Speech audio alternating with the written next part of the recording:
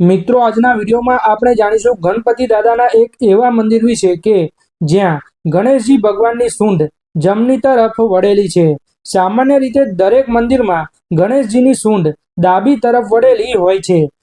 આ ઉપરાંત અહીં બિરાજિત ગણેશજીની મૂર્તિ 6 ફૂટ ઊંચી, એકદંતી અને સ્વયંભૂ પ્રગટ થયેલી છે।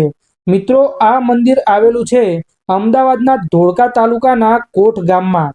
આ મંદિરને લોકો ગણેશપુરા, ગણપતિપુરા અથવા ગણપતપુરાના નામથી પણ ઓળખે છે। કહેવામાં આવે છે કે અહીંયા સ્થિત ગણેશજીની મૂર્તિ જમીનમાં ખોદકામ દરમિયાન મળી હતી। ગણેશપુરાના આ મંદિરમાં દર માસની વદ ચોથના દિવસે લાખોની સંખ્યામાં ભક્તો દર્શન કરવા માટે આવે છે। અહીંયા માન્યતાઓ છે કે ઘઉંના દાણાથી ઊંધો સાથિયો દોરવાથી ભક્તોની દરેક માન્યતાઓ પૂરી થાય છે।